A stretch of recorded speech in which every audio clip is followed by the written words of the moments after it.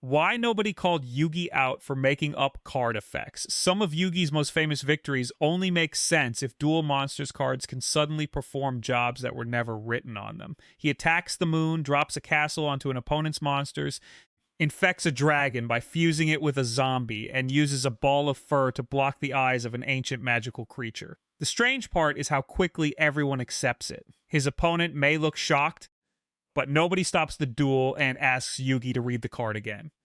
Before we go through these moments, please subscribe if you enjoy longer Yu-Gi-Oh! Essays like this. It helps support the channel and lets me keep making them. Unlike entering the Shadow Realm, subscribing is completely reversible. The most famous example happens during Yugi's duel against Mako Tsunami in Duelist Kingdom. Mako receives a major advantage from the battlefield. Most of his side is covered by water, allowing his monsters to remain hidden beneath the surface. Yugi cannot attack what he cannot see, while Mako's sea creatures can emerge, attack, and disappear again. This is already far removed from the modern card game. An Ocean Field card normally changes statistics or activates written effects. It does not allow a player to hide the physical location of every monster underwater. In Duelist Kingdom, the environment matters as much as the cards. Mako's monsters behave like actual sea creatures. They can swim, hide, and use the battlefield as protection. Yugi has to solve the environment before he can deal with the monsters inside it. Mako also has the moon helping control the tide.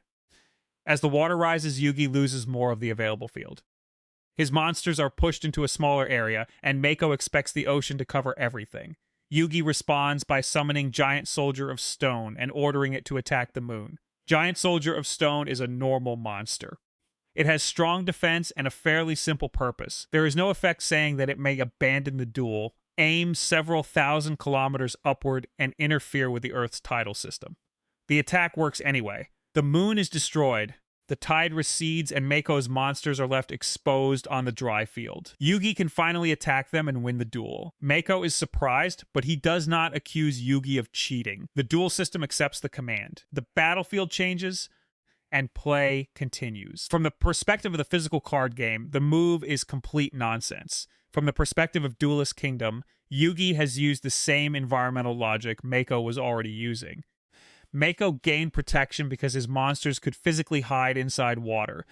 Yugi removed that protection by removing the object controlling the water. Both strategies rely on an imagined world surrounding the cards. The problem is that Yugi's move reaches much further. Mako uses fish as fish. Yugi uses a stone warrior as an anti-moon missile. There is also a question about what Yugi actually destroys. The moon appearing above the arena is part of the holographic battlefield, so Giant Soldier of Stone is attacking an image created by Pegasus's system. Destroying that image somehow changes the rules controlling the ocean. If the system allows the moon to be targeted, it must contain programming for that interaction. Either Pegasus intentionally designed a moon that players could destroy, or the hologram computer heard Yugi's command and decided it sounded confident enough. The second major example happens during Yugi's duel against Panic. Panic uses darkness to hide his monsters and frighten his opponents.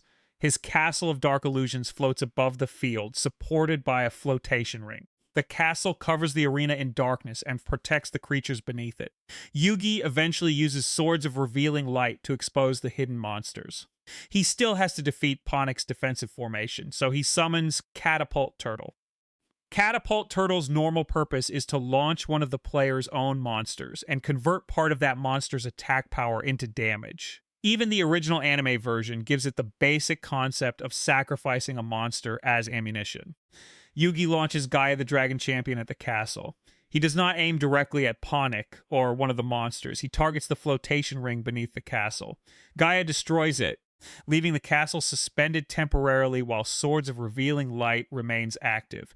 Once the swords disappear, the castle falls and crushes Panic's monsters underneath it. Yugi wins by turning one of his opponent's cards into falling debris. Again, nobody calls a judge. Panic becomes furious, but his complaint is mostly that Yugi has defeated him.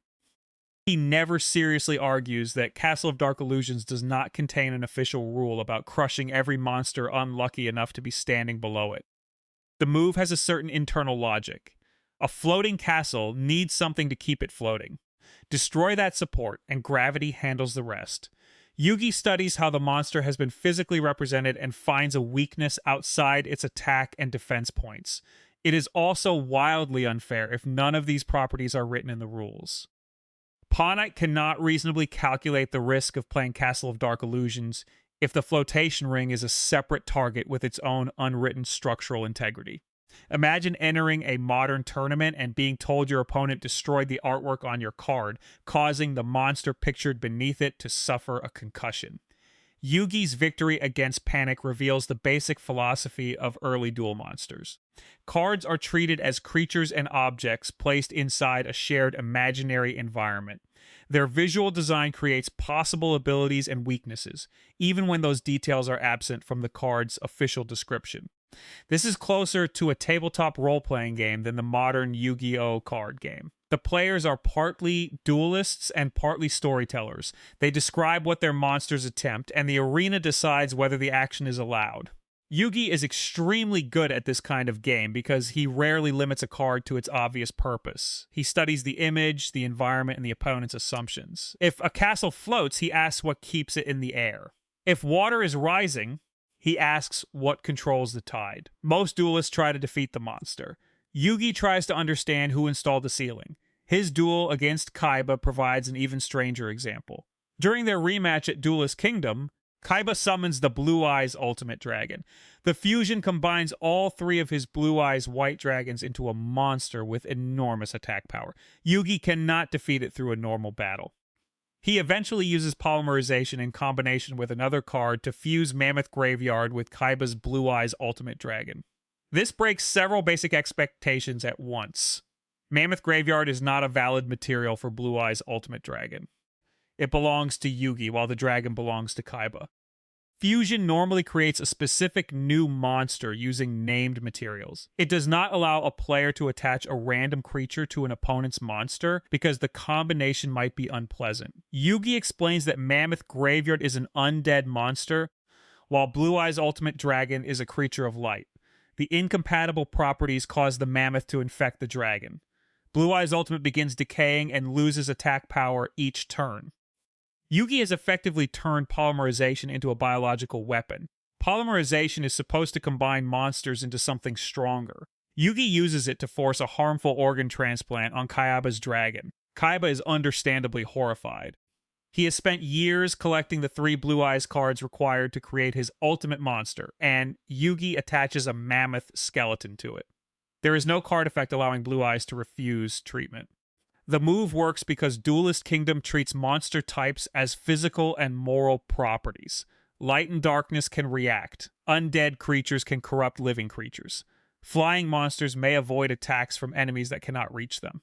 Machines may resist effects that work on ordinary bodies. The cards create a fantasy world, and Yugi wins by using the rules of that world rather than staying with the printed text. Kaiba still does not accuse him of cheating. He argues with the logic of the move, watches the attack points fall, and continues the duel. Part of this reaction comes from Kaiba's personality. Kaiba would rather lose his company again than admit he needs a tournament official. Complaining that Yugi's fusion seems unfair would require him to acknowledge that Yugi found something he missed. The arena also approves the move. Kaiba trusts technology, and the Duelist Kingdom system processes Yugi's combination without rejecting it. Once the hologram shows Mammoth Graveyard attached to Blue Eyes Ultimate Dragon, Kaiba has little basis for arguing that the play is impossible. The computer has ruled. Unfortunately, the computer belongs to Pegasus, a man who reads minds and turns people into cards. Its commitment to neutral administration should probably be questioned. Yugi's final duel against Pegasus contains another creative use of cards. Pegasus relies on monsters with strange abilities, particularly Relinquished and Thousand Eyes Restrict. These creatures can absorb opposing monsters and prevent others from attacking. Thousand Eyes Restrict covers its body and eyes that paralyze anything looking toward it. Yugi uses Kuribo with Multiply, creating a large swarm of Kuribo copies. Instead of treating those copies as ordinary monsters waiting for their turn, he uses their physical presence to overwhelm Pegasus's creature and interfere with its many eyes. Once the eyes are blocked, the monster's ability becomes less effective. Multiply was designed to create Kuribo copies. Yugi technically uses that effect correctly. The creative part is what he makes the copies do afterward. A group of weak monsters becomes useful because a creature with 1,000 eyes has created a fairly obvious demand for eye coverage. Pegasus accepts the move because his own deck relies heavily on visual logic. His toon monsters avoid attacks by bending, stretching, and behaving like cartoon characters. Toon World allows monsters to follow the physical rules of animation rather than ordinary combat. Pegasus cannot introduce cartoon physics and become offended when Yugi responds with tactical fur. Their duel is less like a modern card match, and more like two people negotiating which fantasy explanation should control the next scene. Yugi usually wins that negotiation because he is the main character, but his victories are rarely random within the logic established by the opponent. He turns the opponent's gimmick against them. Mako uses the environment, so Yugi changes the environment. Ponic relies on the castle's physical presence, so Yugi uses its weight. Kaiba creates an enormous living dragon, so Yugi introduces something capable of corrupting its body. Pegasus relies on eyes covering his monster, so Yugi blocks the eyes. The moves feel invented because they are. Yugi creates them during the duel. Their fairness depends on whether every player is allowed the same level of imagination. Duelist Kingdom suggests they are. Mako hides his creatures beneath the ocean, even though his cards do not contain instructions for physical concealment. Panic uses darkness as actual cover. Mai places perfume on her cards so she can identify them without looking. Pegasus makes toon monsters dodge attacks through cartoon movement. Even the battlefield gives different power bonuses depending on where a monster is standing. A creature's type, shape, and natural habitat matter. Yugi is playing inside a tournament where almost everyone uses unwritten advantages. His ability lies in recognizing more possibilities than they do. This explains why nobody calls him out. His opponents understand that Duelist Kingdom has flexible rules. They may not expect his solution, but they accept the kind of reasoning behind it. Another reason is that there is no proper referee. Pegasus created the tournament and watches much of it from his castle. Duelists compete across different arenas without officials standing beside them. The holographic system handles life points, attacks, and card interactions. If the system accepts an action, the action becomes legal. This is convenient for the story because the writers do not need to stop and explain every regulation. It is less convenient for anyone trying to understand how a serious competitive event is supposed to function. Pegasus also wants entertaining duels. Duelist Kingdom is partly a tournament and partly a demonstration of his technology. A player discovering an unexpected environmental interaction would probably impress him more than someone following the instruction booklet perfectly. Yugi's improvisation proves that the holographic arenas can create battles beyond basic card effects. From Pegasus' perspective, giant soldier of stone destroying the moon may be a feature. Kaiba would later remove much of this flexibility when he organizes Battle City. Battle City has clearer rules, standardized duel discs, and a more structured system for summoning powerful monsters. Tribute requirements become important. Card effects are treated more consistently. The physical environment usually stops functioning as an extra group of targets. Yugi cannot attack the sun, destroy a nearby building, or claim that Dark Magician should receive a bonus because it is Tuesday. His strategies become more dependent on card combinations. Against the rare hunter using Exodia, Yugi uses Chain Destruction to remove copies of Exodia's pieces from the opponent's deck. Against strings, he studies the combination between Slipher the Sky Dragon, Revival Jam, and Card of Safe Return. He creates a loop that forces strings to draw until his deck is empty. These victories are still dramatic, but their logic comes from established effects. Yugi wins because he understands the opponent's combination and finds the weakness inside it. His victory against strings is especially important because it proves he does not need Duelist Kingdom physics to be creative. He never invents a weakness for Slifer. He watches how Merrick's strategy works and recognizes that its attempt to create endless cards can be turned into endless forced drawing. The deck defeats itself.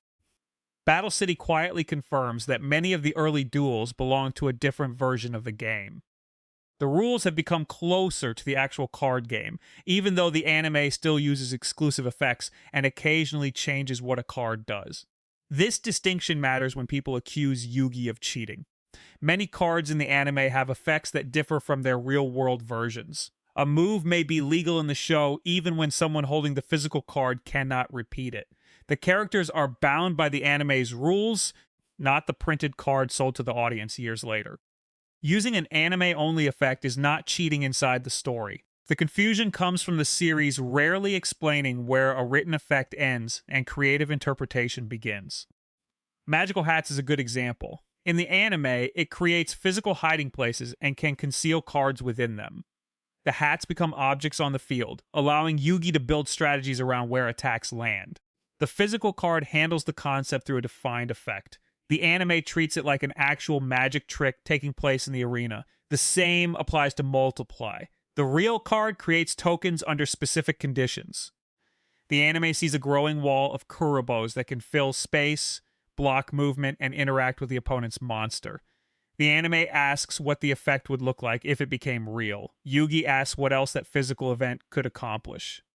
His opponents rarely challenge him, because they often think the same way. They may react to the result with disbelief, but they do not question his right to attempt it. There is also a less generous explanation. Yugi is the protagonist, so the world usually rewards his interpretation. If an opponent tried some of these moves, the story might frame them as cheating or reject the command. Yugi announces an unexpected interaction, the music begins, and everyone slowly realizes that he has found the only possible escape. The presentation gives his argument authority before anyone can examine it. Imagine Panaki responding that his castle's flotation ring is decorative. The entire victory collapses. The writers therefore need the arena and characters to accept Yugi's explanation immediately. This creates the impression that Yugi can change the rules whenever he is losing. The problem becomes worse because his solutions often appear at the exact moment the duel seems impossible. The accusation is understandable. Yugi rarely explains these possibilities before needing them. The audience learns that the moon can be attacked when Yugi attacks it. We learn the castle can crush monsters when it begins falling. We learn an undead creature can infect a fusion monster after Yugi forces the fusion. A fair game normally tells players what can happen before the match begins. Duelist Kingdom operates through discovery. The players learn the limits of the system by attempting things. Yugi wins because he is more willing to test those limits. That makes him clever inside the story and frustrating as a competitive player. His opponent cannot prepare for a rule that has never been stated. Yugi is also protected by his reputation. After defeating Kaiba and progressing through Duelist Kingdom, the other characters begin seeing him as an exceptional duelist. An unusual play is interpreted as intelligence because Yugi made it. Joey could announce the same move, and everyone would probably ask whether he had eaten recently. Yugi speaks with confidence, explains the fantasy logic, and allows the system to confirm him. His opponents respond to the accepted result rather than stopping to debate the rule. Aiton's presence strengthens this authority. When the Pharaoh takes control, his voice and behavior become more commanding. He rarely sounds uncertain, even when his plan depends on discovering that a floating castle has workplace safety issues. The delivery makes the move feel inevitable. There are also moments when opponents benefit from equally questionable rules, so complaining would expose their own strategies. Mako cannot reject environmental interaction after using the ocean to hide his monsters. Panik cannot deny the physical structure of his castle after relying on that castle to create darkness. Pegasus cannot demand realistic movement after his toon monsters flatten themselves to avoid attacks. Yugi defeats them by accepting their version of the battlefield and taking it further than they expected. Kayaba has a stronger complaint during the Mammoth Graveyard combination. His blue eyes is attacked through a fusion that would never be allowed under normal rules. Still, Duelist Kingdom has already established that card properties can interact in unusual ways. Kaiba also uses technology, rare cards, and overwhelming power to control matches. Watching Yugi win through an improvised combination attacks his pride more than his understanding of the rules. He considers the move ridiculous until it starts working. At that stage, his attention moves toward finding a counterattack. This is one of Yugi's strongest qualities as a duelist. He forces opponents to deal with the situation in front of them before they can recover emotionally from how it happened. They can file a complaint after the dragon finishes decomposing. Yugi's flexible use of cards serves an important purpose in the series. It separates him from Kaiba, Kaiba usually searches for the strongest cards and the most overwhelming attack. His strategies can be intelligent, but his final goal is often to place a huge dragon on the field and dare the opponent to survive. Yugi's deck contains weaker monsters with unusual abilities. Kurobo has almost no attack power. Giant Soldier of Stone is mainly defensive. Mammoth Graveyard would never be considered equal to Blue Eye's Ultimate Dragon. Yugi makes these cards valuable by finding a purpose the opponent did not consider. This fits the series' larger idea that a card's worth cannot be reduced to its attack points. Kaiba sees a weak card and dismisses it. Yugi looks for the exact situation where it becomes useful. The lesson would be less convincing if Yugi simply drew a stronger monster every time. His strange interpretations allow weak cards to change the duel without suddenly becoming physically stronger. Giant Soldier of Stone cannot defeat Mako's sea monsters through attack points. It can remove the condition protecting them. Mammoth Graveyard cannot overpower Blue Eye's Ultimate Dragon. It can become the source of its collapse. Kurobo cannot defeat Thousand Eyes Restrict. A swarm of Kurobos can interfere with the ability that makes the creature dangerous. Yugi wins through purpose rather than size. The problem is that the series sometimes confuses creative purpose with completely invented capability. A weak card becoming valuable through its actual effect demonstrates skill. A normal monster destroying a moon creates a different conversation. Battle City improves this by making Yugi's creativity more structured. The Slipher loop against strings is a stronger example of his intelligence because every part of the solution comes from effects already operating in the duel. Yugi does not receive a new rule. He notices the consequence of Merrick's existing rules. The ceremonial duel against Atem gives us another mature version of this quality. Yugi knows Atem will rely on Monster Reborn to revive a powerful monster. He uses Gold Sarcophagus to seal away his own copy of Monster Reborn. Under the anime's version of the card, Atem's use of the same card is stopped. This play is still different from how the physical card works, but the effect is established within the duel. Yugi plans several turns ahead and predicts Atem's decision. The symbolism is clear without replacing the strategy. Preventing Monster Reborn also represents Yugi accepting that Atem cannot remain in the modern world. The dead must be allowed to rest. Yugi has moved from attacking the moon to preparing a precise answer for the greatest duelist he knows. That development suggests the series understood the problem. Early Yugi needed wild environmental plays because Duelist Kingdom was built like an adventure. Final season Yugi demonstrates mastery through prediction, restraint, and combinations. The creative instinct stays the same. The rules around it become more controlled. So was Yugi cheating? I do not think he was cheating within the world of duel monsters. The duel systems accept his commands. Pegasus never disqualifies him. His opponents use the same environmental logic when it benefits them. Duelist Kingdom clearly allows monsters, landscapes, and card types to interact beyond written effects. Yugi does not secretly alter cards, mark his deck, or hide what he is doing. He announces the action in front of his opponent and waits for the arena to process it. A fairer criticism is that Duelist Kingdom itself has terrible rules. The tournament gives players access to interactions they cannot reasonably predict. Terrain bonuses change depending on the arena. Monster artwork creates physical weaknesses. Holographic objects can become targets. The boundary between a card effect and an improvised story barely exists.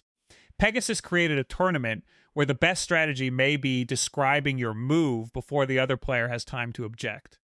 Nobody calls Yugi out because Yugi understands that strange system better than anyone.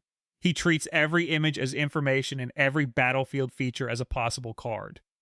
His opponents enter with strategies built around their decks.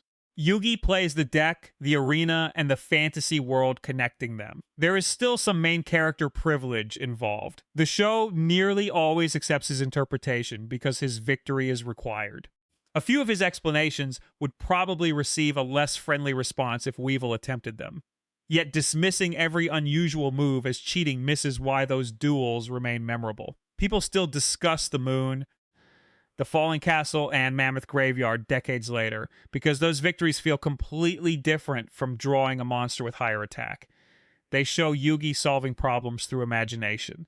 The series eventually needed firmer rules, and Battle City was right to provide them. A card game cannot remain competitive if every monster may develop a new ability based on its artwork.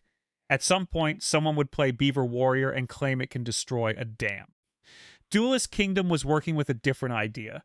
The cards were pieces inside a living fantasy world, and Yugi was allowed to interact with that world. His opponents were never watching him misuse cards in a normal tournament. They were watching him discover what the cards could do under Pegasus's strange system. That is why nobody seriously called him out. By the time they understood the rule Yugi had found, the castle was already falling on them.